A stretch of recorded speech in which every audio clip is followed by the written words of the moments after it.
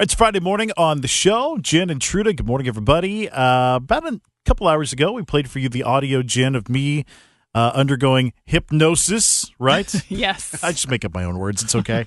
But I really did. And you know me, I'm an easy laugh, and I'm a bad actor. And Right. so that was an experience unlike anything I'd ever felt before, which was crazy. And today we have a guy who's going to be at Stanford this weekend, Rick Bultez. And you, sir, are don't put me back under because I don't want to act crazy in anything. He so was speaking Japanese. Don't snap your fingers, please. And he couldn't remember his name, his own first name. That's called amnesia. Yeah. Yeah. Hypnotic amnesia. There's a new word for you. Hypnotic amnesia. Hypnotic amnesia. You do all this crazy stuff that you never remember anything about it.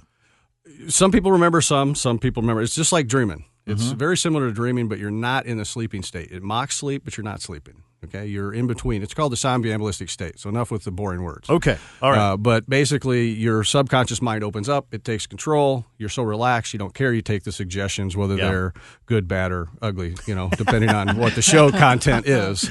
All right. So this weekend, you're going to have some good adult fun at Stanford's Comedy Club, which will be great. We're going to, between now and Sunday, we're going to have 5 shows. So it's going to be a night of naughty hypnosis. So, don't bring your Bible. We have a lot of fun on stage. We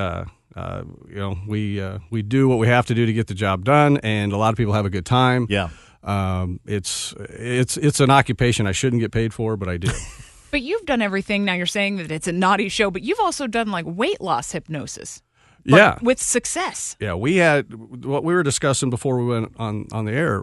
I did a show in Amarillo. You got to keep in mind, I get a lot of business from my shows because that's where people realize, hey, this is not an act. This is real. Right. And at the end of my show, I give everybody a positive suggestion and whatever it is. Well, usually I don't get calls. I hear things through the grapevine, but this particular time I was doing a show in Amarillo, Texas. And a lady was on stage, great lady. She was just fantastic. I gave her a suggestion. Hers was she wanted to lose weight. Mm-hmm. Didn't think nothing of it. I've done it time and time again. And about 6 months later, I get a phone call. And I'm like, okay, who is this? Yeah. So the lady from Amarillo, she goes, I just want to thank you very much. She said, I've tried to lose weight year after year, and I'm down 100 pounds. Wow. Whoa. Okay. And so then she calls me about 8 months later. She was down 135 pounds. She's keeping it off. She's exercising. And she'll check in with me periodically because I told her, hey, feel free to check in with me. Right.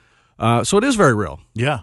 But tonight it's going to be... Hold on for 1 second. You lose... Okay, let me take my headphones off then. Let's go. Yes. Well, I can make you think you lost 135 today. Oh, yeah, okay, great. Right. Yeah. Let's start with that. It does take a little bit of time and effort. So just so you know that. No, exactly. We went through a whole process, and I was amazed that I was the one that actually, of the group of people that we had at the time, that I was the one that went under. Well, the old saying is you have to be intelligent to be hypnotized, so maybe that's a positive. Boom, Jen. There you See, go. I told you so. Yeah. Now, what kind of training do you have to undergo to be able to do this? I have a degree in psychology. Okay. Now, you don't need that. There's a lot of people out there that, they take the puppy mill courses, but it gets a little...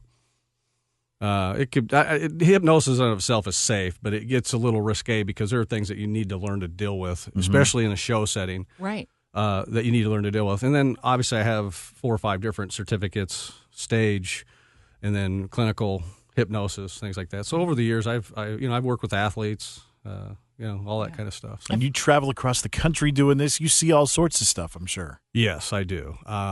I see some stuff I don't want to see. Other stuff is it's new, and then it just goes right onto the highlight reel. Yeah, right. Have you ever put somebody under and you were thinking like you were going to go one direction with it, like maybe you were taking it a funny way, and all of a sudden all these repressed crazy memories or something started coming out? No, and that's where you get into the schooling part of it. Okay.